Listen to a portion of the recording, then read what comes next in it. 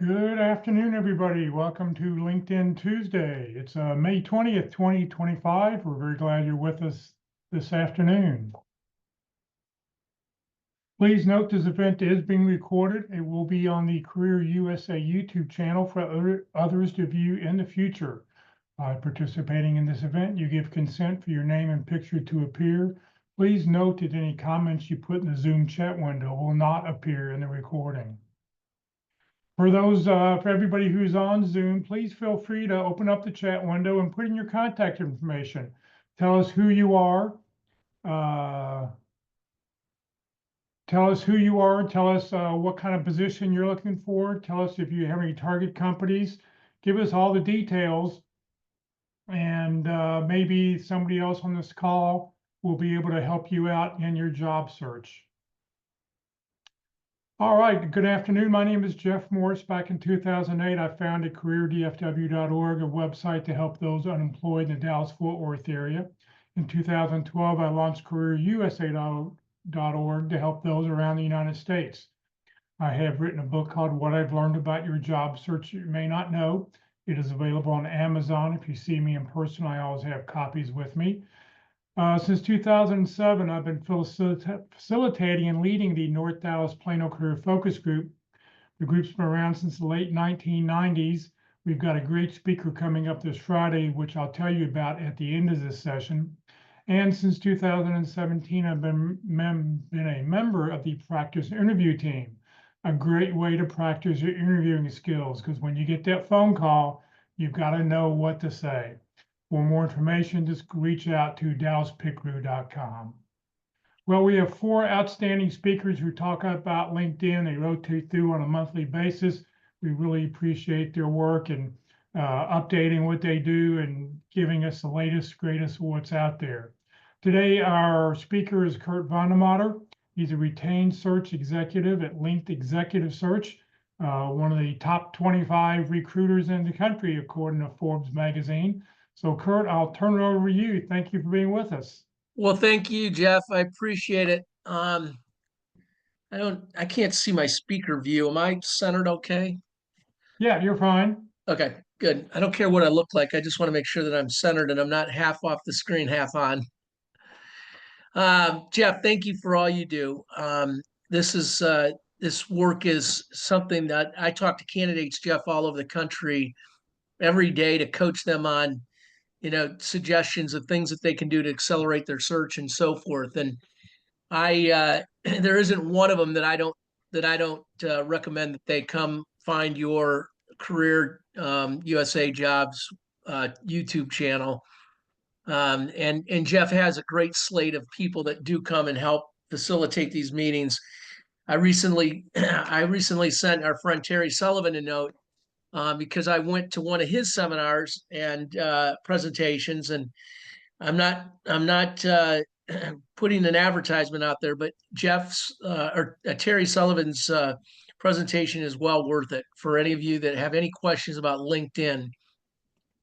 It helped ease me. Sorry guys, I'm not going to take that call. It certainly added confidence to what I do on LinkedIn. And you'd think, well, gosh, you're a guru on LinkedIn. How could you learn anything? But I did. I learned about my my SSI score, and that's a really important measurement to understand and better understand how you fit into the network of people that you're talking to. So I'm not here to give Terry's tidbits away, but I would encourage you to go to log in and watch one of his presentations if you haven't already. His FYI, he'll be our speaker next Tuesday at 1 o'clock. Okay. I'm going to wait till the end, Jeff, because I want to know who's going to speak on Friday. Okay. But anyway, Jeff and I have been doing this for quite a while, and so the very first thing I want everybody to know is that this call is for you and everybody on this call. It's not about me and Jeff. If you've got a question, you've got an inkling, something you've always wanted to ask a recruiter, something you've always just wanted to ask somebody or get a second opinion on, put that note in the chat right away, even if it's not on, on subject. We'll get those questions answered, and those questions are more more important than anything that I could possibly offer you. My my take on recruiting. So let's just talk a little bit about what's going on. Let's talk about the kind of recruiters there are. Let's talk about LinkedIn a little bit. Let's talk about some suggestions and ideas you can use to kind of kickstart your search if you're finding you're in any kind of rut. So first and foremost, just a little bit about me. I've been in the business 16 years, and I came out of corporate America not as a recruiter or in HR, but as a hiring manager in consumer packaged goods, technology, and startup organizations. And I did that in sales, marketing, and operations. So I've hired my whole career, and I've been a part of having to fire, and I've had to be a part of succession planning and all the things that go along with being a leader, being a manager.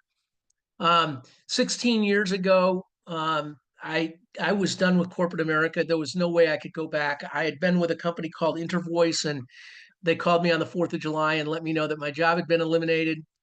So that's when I decided I didn't know if I was going to be, driving a car to the airport or opening a convenience store, but I was not going back to corporate America.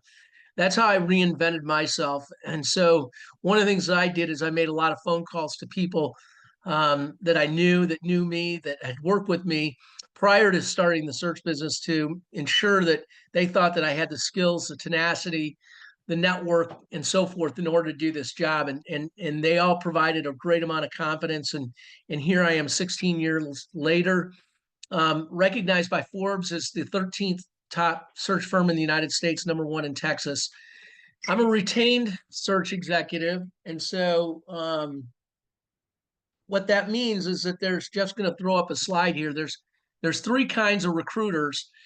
There's in-house recruiters, and why is it important that we know this? And it's really because the voice that you use in having conversations with these three different recruiters is going to be a little bit different. That's why it's important. So many of you have been in hiring roles before, and what we're going to talk about. But those of you who don't, I think you'll find it very helpful in again your communication. So there's in-house recruiters. I use AT&T as an example. They probably got they may have 200 recruiters. They handle anywhere between 30 and 50, 45 jobs at one time. They're very busy. They rely on their applicant tracking system. At AT&T, they're probably in silos where they've got recruiters that are working on filling jobs for their retail stores. They probably got a different set of recruiters that are working on cell tower enhancements, building, development, tuning, and so forth. They may have a group working on executive roles. But the bottom line is they all fall in the same category. They're working on a lot of jobs. They know their hiring manager pretty well. They know what their hiring managers are looking for. And so I think the other thing that Jeff, I've learned when I've presented to some of your groups and there's been a panel is that the other thing that I could put in this category as well is these people are generally pretty early in their career. They're not people that have been in business for 40, 35 or 40 years. They're generally younger in their career. And what does that mean? Again, in your communication, you've got to be straight on and you've got to tell them exactly what they are looking for. So I'll use an example. I'm going to jump ahead here a little bit, Jeff, but I'll use an example of resumes. When you're applying to a job and you know that you're going through an internal recruiter or you're posting a job or you're answering an ad that's being posted, likely it's going to be an inside recruiter. Make sure your job titles from your past match up to the job title of what they're looking for. That's going to be a red flag immediately, and likely the ATS will throw it out if it isn't. But those are the kinds of things that hiring managers internally don't generally have a wide scope. They've got pretty strict blinders on because they are there to satisfy and meet the needs of the hiring manager. And they don't want to waste time by saying, hey, I like this candidate. He has never done what we want him to do, but I think he'd be a really good fit for our organization. Likely the hiring manager is going to say, you didn't hear what I've been talking about. I've got so many more important things to do. find me the people that I told you I'm looking for. Okay, outside contingent recruiters, two outside firms. Contingent, these people you can hire if you're a vice president, you're hiring for a role. You can sign a contract with 2, 3, 4, 5 of these contingent recruiters. They don't get paid anything up front. They only get paid when you place the right candidate. I think one of the best outside contingent recruiting firms in Dallas is Tony Bashera. Runs a great ship, has a lot of sales roles, and has been doing this for a long time. But they generally work pretty quick. They again know exactly what the company is looking for. But remember, they're only going to get paid if they present the right candidate. So I did this work once. One time I did this work and I spent 24 hours looking for candidates, found the company, 2 or 3 candidates that I thought were going to be a really good fit, sent the note to the hiring manager, and he said, "I'm sorry, but we made an offer to another candidate last night." So, in my opinion, I would rather lose money on the golf course than to do work for free. And so, it doesn't say that these people are bad. It's just I want you to know that when you're talking to a contingent, and it's okay to ask, can you tell me what your recruiting profile is? Are you a contingent or retained? If they don't tell you that up front, they're going to move really quick. So you don't have a lot of time to try to sell them. You don't have a lot of time to make a lot of changes to your resume. You either got it or you don't, and they're moving quickly because they're trying to get their candidates presented before another company does, and they miss out. Retained search executives, that's again what I do. And we're the only one working on the role. So if I'm working with a company that's got internal recruiters and they may have been looking to fill this job previous to me starting, they send me all the resumes that they've got and they send me all future resumes. So they completely are out of the process. Um, I get paid upfront a chunk of money, and then I get paid money when I complete the search and I place the candidate that accepts the role. Um, I have a different relationship with the employer because I'm a partner. They've retained me, so I'm a consultant sitting at their table, and that's why I do the work that I do. Is because there's buy-in from both sides. I have a commitment to fill the role, and they've got a commitment because they've given me a retainer. So generally, when I call, they answer my phone calls, and when I give advice, it's pretty sound advice, and they generally listen. So I have a tendency to think outside the box. I take the blinders off. Um, when I'm working with a company, when I'm working with candidates, there's a lot of candidates that send me resumes, and they say to me, I'm the perfect candidate for you. I want to be on your radar, and the next time you get a sales job, I know that I'm going to be the guy that or the gal that gets that job. And it's just not that easy because every search that I start from a retained search perspective, we start with a blank slate. Okay. I don't have a list of 42 go-to people that when I have a CFO search or I have a property manager, or I've got a CEO search or a COO search or a CMO search. I don't have a go-to list of 20 people that are unemployed that could fill that job right now. Now, I do certainly have go-to experts and so forth that I consult with along the way, but I never have a slate of candidates that I pull out and now I can almost go present those candidates because every company has got unique needs. And that's where if you as a candidate, one advice I can give you is that as you are talking to companies, it's imperative that you try to identify what is the biggest problem that they're trying to solve. Okay. What is the biggest problem that they're trying to solve? And I'm going to stop there. I'm going to let you think about that for a second, and we're going to come back and talk about that. But Jeff, did we have any questions from the first piece that we need to get to? The only question is, do you have recommendations for how to find a retained search consultant in a specific industry? Yep.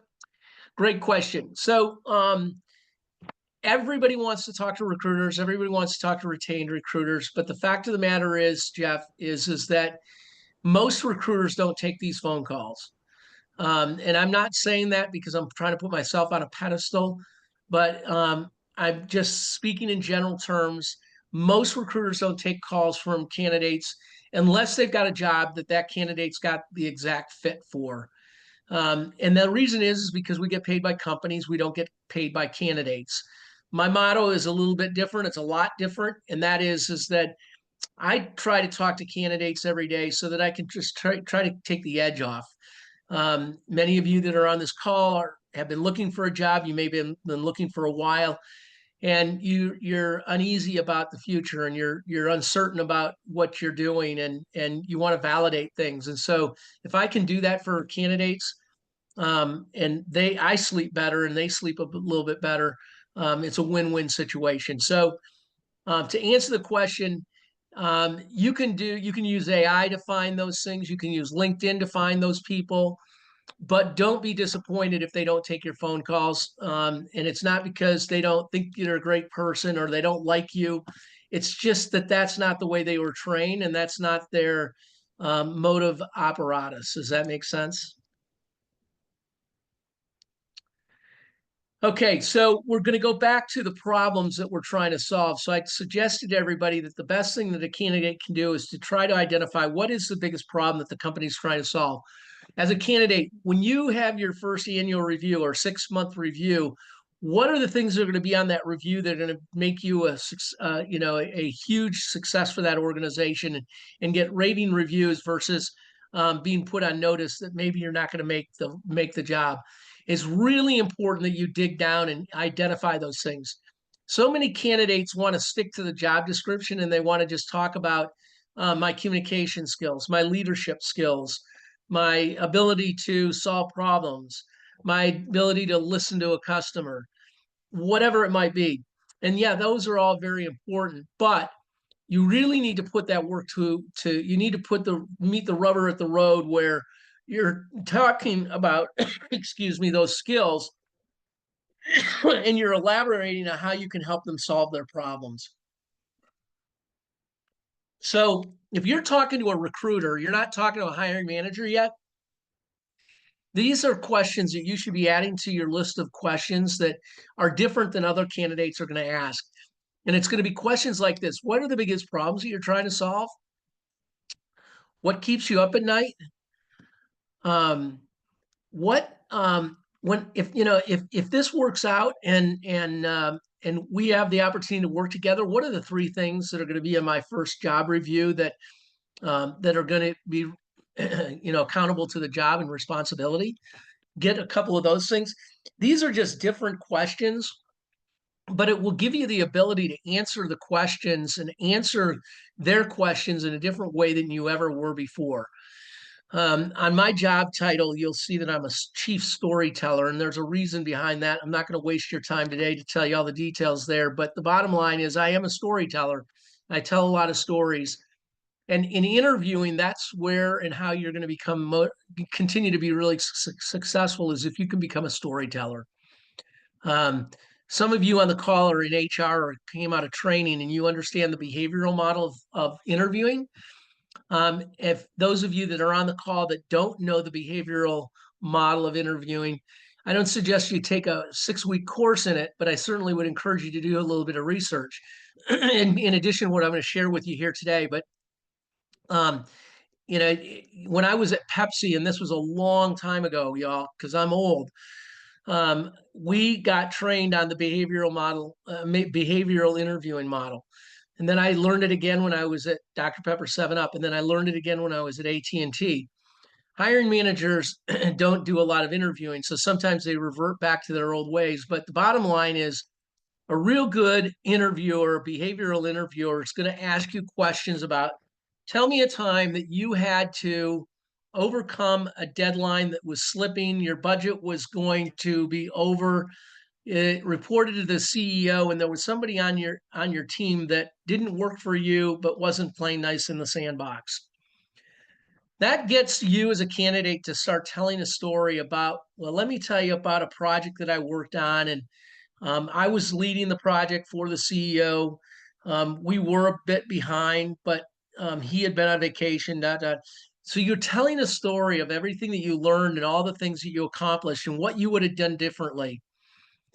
That is certainly classic example A. Can the interviewer ask a classic behavioral interview question? It forces the interviewer to answer in a behavioral mode by telling a story of what they did, what they learned, what would they have done differently, and so on. I want you as candidates, even though they don't ask behavioral questions, I want you to be prepared as you go into interviews to answer your questions in a behavioral mode. These are some of the things that you can learn from the pit crew. So I don't want to go into a lot of detail on it, but I highly encourage candidates when you've got an interview, it's not as good as the money's in the bank, but shucks, this is a golden opportunity and we want to make sure we take advantage of it the best we can. So if you haven't used the behavioral interviewing model as a candidate and you're not familiar with how to do it, find somebody that can help train, coach, mentor, go to the pit crew, but it will be a game changer and you will increase your odds of getting to the next step. Let's talk about interviewing one more time, because this is one of the tips that I give all candidates when they're going into interviews for companies that I have set them up for. And that question is, most candidates end all interviews by saying, what are the next steps? Okay. What I want you to consider doing is getting rid of that and asking an open-ended question. I want you to write this and phrase this in your own words and memorize it. But a better way to end an interview is, Jack, this has been a great interview. I know that this is just the beginning, but is there anything we've talked about here today, Jack, that would eliminate me from getting a positive reply to John, that I might have the opportunity to come in and talk to the VP and the rest of the executive team? So you're asking an open-ended question. It demonstrates maturity. It demonstrates confidence. And it's an open-ended question because if there's something that is in the back of their mind, they might come out and say, yeah, gosh, I just wish you knew how to juggle swords and stand on your head at the same time.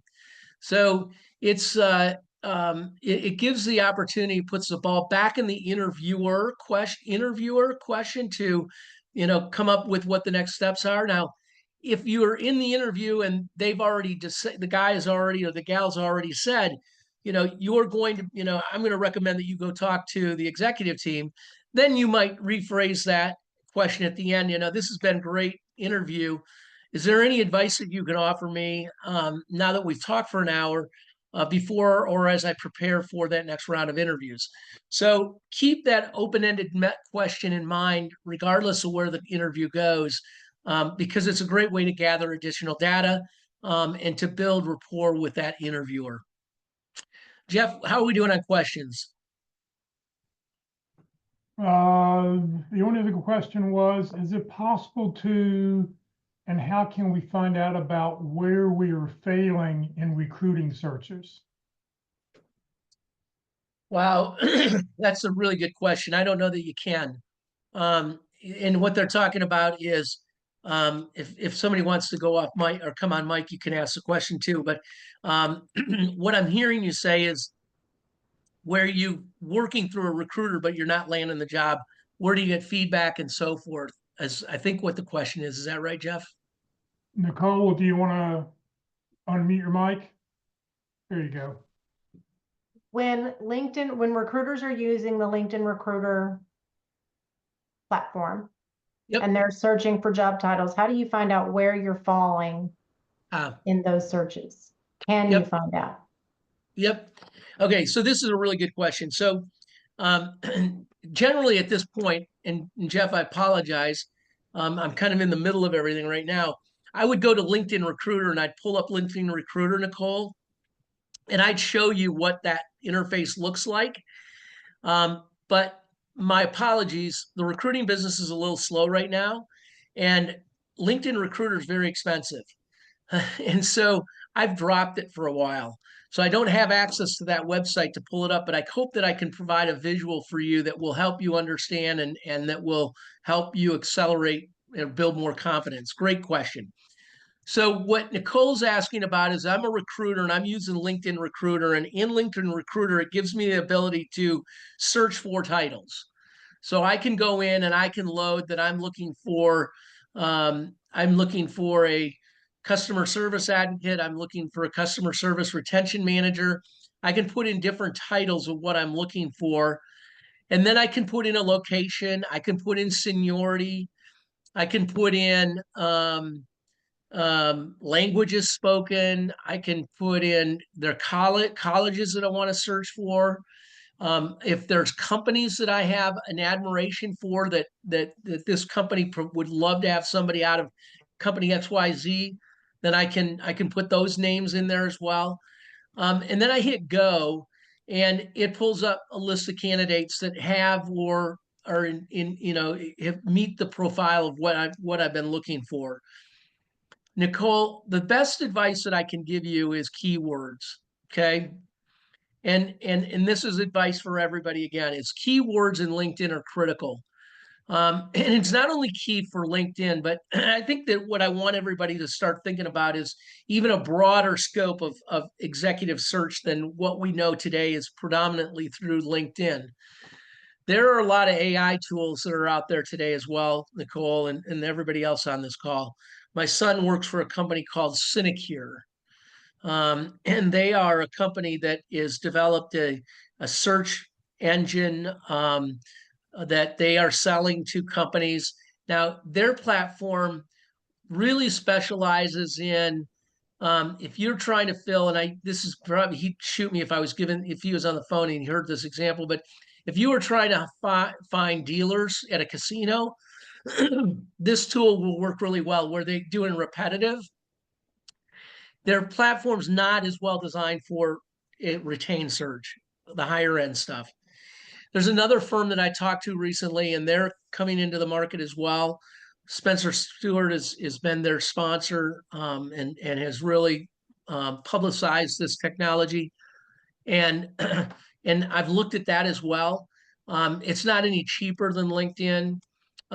What it really does is it provides just a lot of data on candidates that I don't necessarily dig as deep into. It goes way deep into the companies they work for and the culture. It goes really deep into stuff that the companies that I work for don't request the information, and I don't necessarily see a lot of it as value. But the bottom line is it's keywords, because all of these tools, LinkedIn, Sinecure, all the other AI recruiting platforms that are being developed, and there's 100 of them out there, are using keywords. So my son's tool, as an example, will take a job description and it will pull, I just load the job description and it will send me back immediately a list of all the keywords of what I should be looking for. And then it takes that list and it goes out into the network and it starts to find people that have those keywords and have those traits in their resume. And it either sends me their profile through LinkedIn or what other mechanism that their social media platforms on that they're scraping this data from. So Nicole, go back to your question. Keywords everywhere you can get them. Now, where do you might say to me, Kurt, where do I find all the keywords that describe what I've done? I'd suggest a couple of things. I'd go to, first and foremost, I'd take my resume and paste it into AI and say to ChatGPT, what are the keywords in my resume? And it'll prioritize and pull them out for you in 30 seconds. Then all you got to do is print that list, and then just go make sure that all those words are scattered and smothered throughout your LinkedIn profile.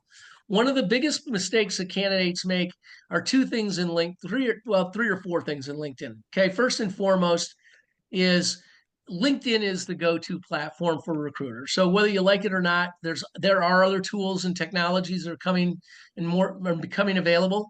But I don't see anything I don't see LinkedIn going away anytime soon. Okay, if that helps for everybody that's on the call, it's a platform that we all have to deal with and work with. But Um, the biggest mistakes that candidates make are, number one is they've got, and I always mess up on this number, Jeff, 2,500 characters in the about section. I think it's 25 or 26. Yep. Okay, I'm close then. That's a lot of words that you can put in that about section or the summary section. Again, it's different. LinkedIn changes every day. So this is a big section under your picture where you get the ability to talk about who you are. Again, I want you to use sentences. I don't want you to copy and paste your resume in here. I want you to use sentences to describe who you are, what you've done, but a great place to just load keywords into that section. The next big mistake that candidates make in LinkedIn is that if you're an active candidate, they don't put their email address and their phone number in their LinkedIn profile. Now, some of you may be shaking your head saying, I don't want people to call me. Well, if you don't recognize the number, you can let it go to voicemail. You can also get a Gmail or a second line that,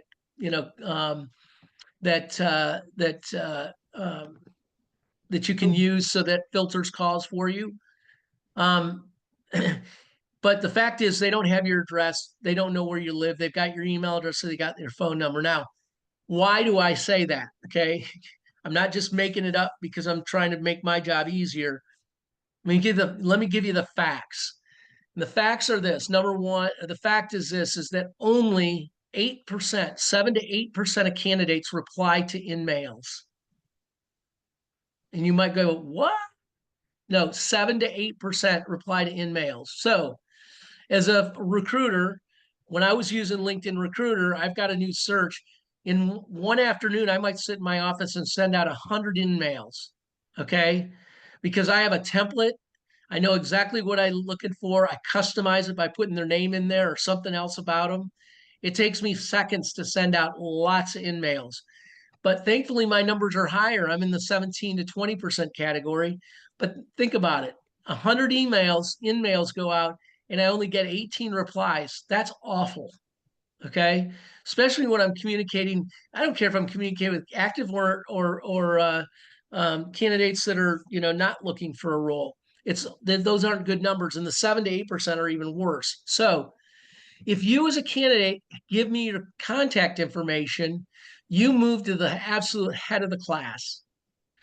I can scan, and I guarantee every other recruiter or every other person that's researching and working for a recruiter, they've got an eye for looking at your summary section, and we can look at it really quickly to identify whether there's an @ sign in there or there's some numbers in there that we can then pull out to say, okay, here's a phone number I can call. It's a game changer. It will accelerate your search. After you get your next job, you can take it off and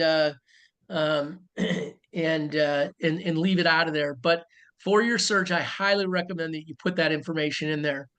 And then the last thing that I think is really important in LinkedIn is again, your whole profile. Make sure that you're using all of those sections under each of your jobs to use keywords and talk about what you've done. If you're cutting and pasting your resume into those sections, you're missing a great opportunity to communicate with recruiters, and you're missing out on opportunities where you're not being found. But the next thing is if you're actively looking for an opportunity, I encourage you to put the green wreath around your head or whatever we call that these days. It's certainly an area of controversy sometimes with candidates. They don't want to put it on there. They don't want their friends or their neighbors or somebody else to see it. But, the fact of the matter is that it really does help in different ways. And a storyteller, here I go. There's Bob is the CEO of the company, and he's leaving for 10 days during the holidays. And his assistant is going to be there for most of the holidays. And during that time, his assistant is going to be cleaning up files, preparing for the new year, making sure his travel schedule right. Again, cleaning out files, just planning what are the meetings and so forth he's got going on. But in their spare time, they might also realize that he's looking for a vice president of sales. And we know that HR is working on it, but I got extra time. So instead of reading a book, I'm going to pull up my LinkedIn profile and just see who I know that's out there that might be looking for a new opportunity. And your name comes up, and this assistant worked with you in your previous job, but you haven't talked in a long time. And they would have never thought that you would have been actively looking, but now they see that green wreath and it's like, holy cow, Jan, we need to talk, or Nicole, we need to talk.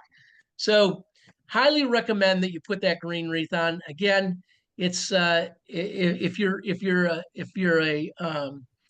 not an active candidate and you're just actively trying to test the waters and you're still working for a company, it's risky because somebody within your organization might see that and then come to you and ask, why are you looking for a job? And it creates a conversation you just don't want to have. So only if you're active would I recommend that you do that. But I do highly recommend that you use that tool in LinkedIn. What questions we got now, Jeff? Nothing else new, not yet. Okay. Let's go to one of my favorite subjects, which is networking. When you're in a job search, your net worth is your network, or your network is your net worth. Okay. And so a lot of people don't, they've got blinders on and they go to the job boards first. They go to LinkedIn to find out what opportunities are out there.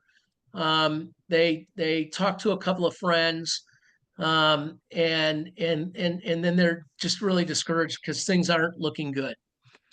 Current state of affairs for everybody on this call is that, number one, we're just in a real funk right now. And I see somebody's got their hand up, Jeff, so we'll come to that in just a minute. We're just in a real funk right now, and here's what I can't predict because that's not my job. But what I can offer is that there's just a lot of uncertainty still in the market. I don't need to repeat the news. You guys can watch it and come up with your own takeaways.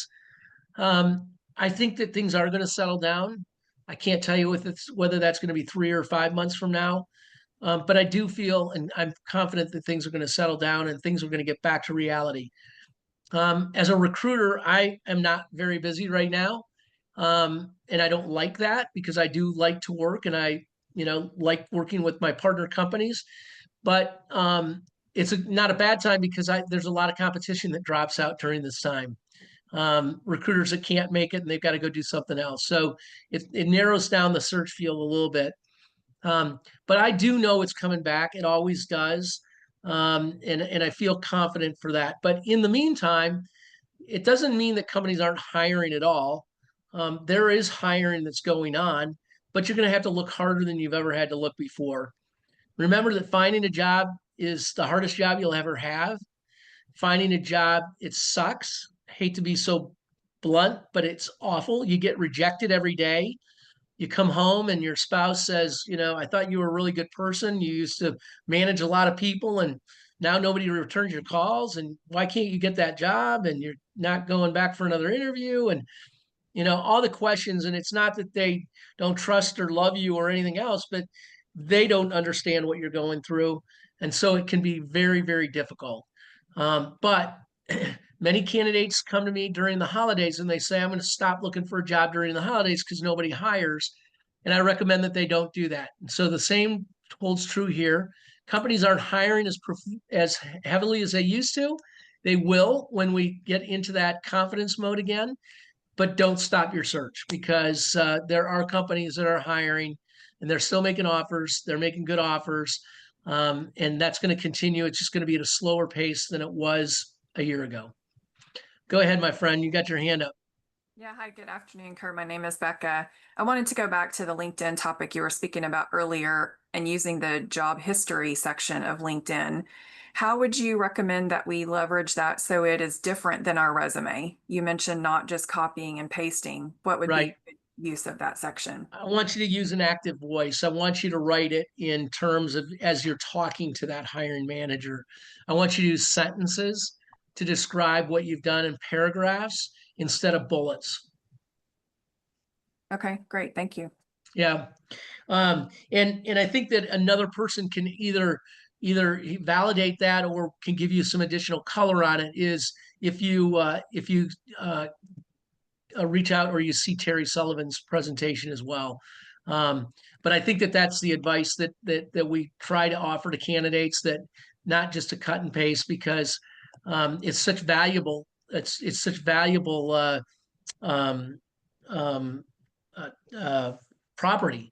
If you think about, the amount of space that LinkedIn gives candidates to put, information about themselves and what they've done in their jobs and a picture, that is really valuable resume, a valuable property, valuable space.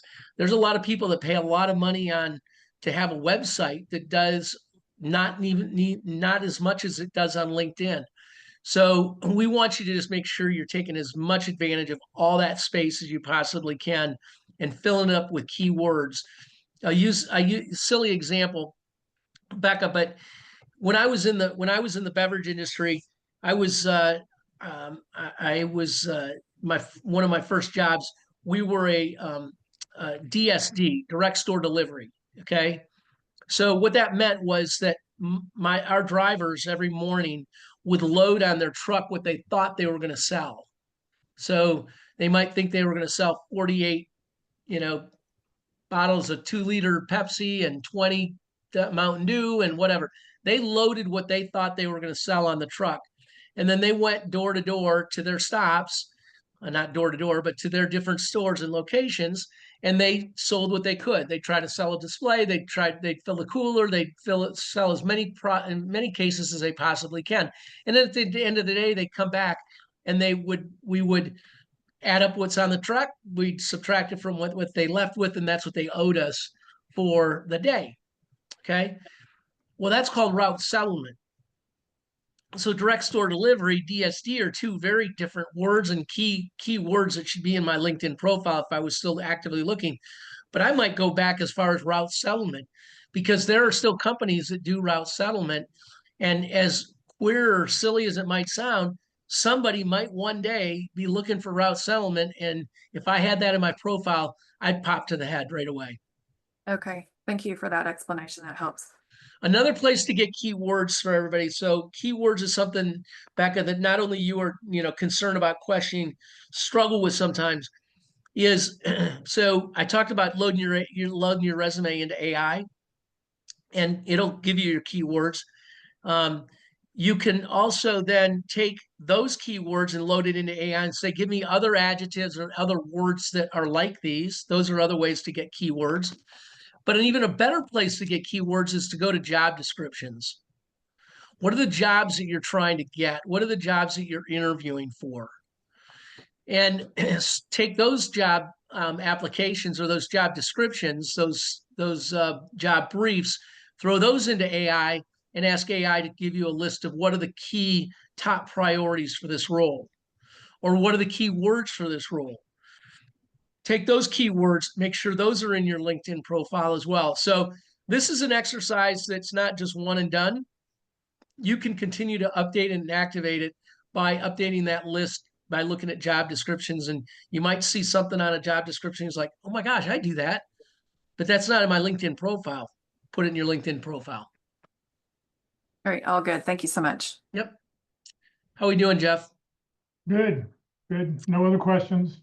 So networking is your net worth. And I can't overemphasize that. So in that whole vein, one of the things that I like to talk about is a tool that I think is very, very helpful. I tell Jeff this every time. I wish I'd written a book about it or kept the stats on it, but I didn't, and I haven't. But it's called the prayer letter. And every one of you have gotten this before at some point. And it says, read this prayer 10 times, send it to 10 people in the next 10 minutes, or you're going to die and go to hell. So that's the job. That's the prayer letter that you've heard of before. But in a job search, there's a prayer letter that sounds a lot differently. So this is the prayer letter that Jeff's got up on the screen right now, and you can start writing that down or take a picture of it if you want. But let me back up for a minute. So in the prayer letter, your network is your net worth. So the first thing that I want you to do, if you haven't done it already, it's not maybe your first thing you've done because you might have been unemployed or looking for the last 30 days. But one of the things I want you to do is I want you to go in and take an Excel spreadsheet and make a list of everybody that you've worked for, people that you've worked with, people that have tried to sell you things, people that you met at conventions, people you met on airplanes, people that are neighbors, friends, people that know you personally. I want you to make that list. I want their email addresses and their phone numbers. Now, it may take you a week or 2 or 3 weeks to put that list together, okay? And then to do the research to find phone numbers and email addresses for everybody. But I want you to this is a really valuable database. You can add to it as time goes on, as you meet more people or you remember somebody that wasn't on the list that needs to be. But your initial list, you want to try to get done in less than or about 30 days. The second thing you do is you activate your network. And the way you activate your network is you literally pick up the phone and you call everybody on that list. And if you get them live, one of the tools or suggestions I recommend, if you get them live, make sure you validate their email address. But if you leave them a message, this is what it might sound like. Jack, Kurt here. We haven't talked in a while. I'm actively looking for new opportunities. And some of the companies that I'm looking at this month include, and you give them 2 or 3 companies. If you or anybody in your network has contacts with these companies, I'd love to chat. When is the time that we can catch up for 6 minutes? I'd love to hear about the family and how things are going over at Clorox. Have a great day, Jack, and I'll be in touch. So you've given him your phone number. You've told him what you're looking for. You hope that he calls you back. But if he doesn't call you back, you at least have one message into him. After that message, and after you've gone through your whole list of calling everybody, trying to validate as many email addresses as you can, the prayer letter then comes into play. So now this letter shouldn't take more than 5 minutes to send out every month. Every month, the only thing that changes in this whole letter is target companies. You never send a resume. We only send resumes when we are asked to send a resume. And by that time, we hope that we've had a job description and we can make changes to our resume so that it reflects as much about the job as what we're looking for. But we only send a note that says what's on the screen that Jeff had, okay? And it's super easy to send. Now, some of you on the call may be in finance, or you may be in HR, or you're not salespeople, you're not marketing people, or maybe you are, and you still have a question whether this is an effective tool to communicate with people. Again, I wish I could share all the results, because I get calls frequently from people that say, "Thank you for introducing the prayer letter. I'm really glad that I listened to you. I didn't believe it at first, but it worked." One example that I give to people is a candidate that came to me a number of years ago. And this guy was a CFO for a family business, a multi-billion-dollar family business in South Texas. And they were in the food manufacturing industry. And this gentleman was 54 years old, I think. He had worked with this company since he was 15 years old. His dad worked there. He started when he was in high school. He worked there during the summers. He came back during college and worked there during the summers. He was offered a full-time job. In a couple of years, number of years, he was promoted to the CFO. He worked for the CEO and the family for a long time. Third generation came in and decided they didn't want or need his skills anymore, and they wanted somebody younger. So here's a guy that has never looked for a job, ever. I mean, he's never looked for a job. He's 54 years old. He's got the deer in the headlights. He's in finance, so he's not really open to creativity, right? He's kind of by the book. And I give him the recommendation, the prayer letter, and it's just the deer in the headlights. I mean, he's looking at me like I've asked him to commit a mortal sin. But he listens, he takes notes. 4 months later, he calls me and he says, "Kurt, I never would have believed it. I didn't like it, but I followed your rules. I followed your advice, and I did the prayer letter. And last week I got 3 job offers." So I can't guarantee that everybody that does this is going to get 3 job offers in 1 week.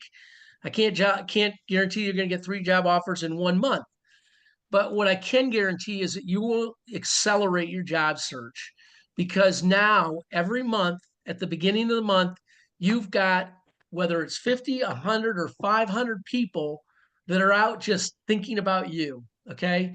And even if it's only for 5 minutes that they think about you when they read that letter, or 5 minutes after that phone call, it's 5 minutes that they've got in the back of their mind. And it may be 60 days before they're on a plane and they're talking to somebody that's looking for a great CPG salesperson. And they think, oh my gosh, I better go back to Kurt and see what he's doing. He doesn't have to go back to Kurt because Kurt's been updating him every month. So he knows that he's still looking for an opportunity. So it's just a great tool to keep your network active, keep your network hot, keep your network working for you. And again, if you have any intrepidation about this, what I can recommend that you consider doing is to send it to 5 of your best friends, that if you were getting ready to go make a presentation in front of 100 people and your fly was unzipped, they'd come and tell you. And send them the note and say, what would you think if you got this note from me every month? What would you think? Would you think this is a good idea? Is there a better way that I can say it? See what they have to say. But I'm pretty confident that most people would say, this is a great note. I think it's a great way to communicate. And I encourage you to continue doing it. Questions, Jeff? Well, do you want to tell them what's in the letter? Yeah, well, so that it's so exactly. So you take all those email addresses and you take them and put them all into a BCC, no twos and no CCs. And we know why, because when people hit reply all, it goes to everybody. We don't want that. In the subject matter, it just says great people know great people. If you didn't know what I was up to this month, you'd never be able to help. I continue to look for new opportunities. And some of the target companies I'm looking for include, and you give them 3 or 4 companies. If you or anybody in your network has contacts with these companies or companies like these, I would greatly appreciate an introduction. Feel free to forward this note on to anybody in your network. And always, if there's anything I can do for you or a friend, don't hesitate to ask. Really straightforward. It's simple. Again, you can use the same note every month because there's nobody that's going to go back month 2, month 3, month 4 and say, Kurt, you're sending me the same note every month, but they're different companies. Yeah, they're different companies, but I'm still in the same predicament. It's nobody will be offended by that, and it's a great communication tool. Well, I'm seeing if there's any other questions, Jeff. In communication, one of the other pieces of advice that I recommend to candidates that is if you're networking with somebody that is employed and you go to coffee with that person and they in that coffee say, gosh, yeah, I think that I'd like to introduce you, Nicole, to these 2 people. One of the recommendations that I have for you as candidates is that you go home and you write a thank you note back to that person. And in the thank you note, you give them the 2 emails that they can send to make those introductions. Write the email for them. Now you can say in the body that, I'm giving you some sample text below because I know you're busy and you might not forget, or you might not remember all the key points that we want to try to make with this client, but you can give it to them in a soft way, but I guarantee you they won't be offended. And I pretty much guarantee that the letter is going to go to that person a lot quicker because we all have that deer in the headlights look when we're going through our notes and we say, oh, write a recommendation for Sally to Jen. What was I going to say? What did we talk about? That was 2 weeks ago. I've forgotten what we were going to even talk about. Okay. So they're likely not to send the note, even as many times as you send a note to them saying, hey, did you make that introduction? I haven't heard from Jen yet. So write the email for them. And again, I don't think anybody will be offended by it. And I guarantee that it'll accelerate conversations because the notes will go out a lot quicker. Some people have been, or somebody asked, instead of showing that last slide again, I included the prayer letters in the chat window. So anybody can download that copy and be able to get it all there.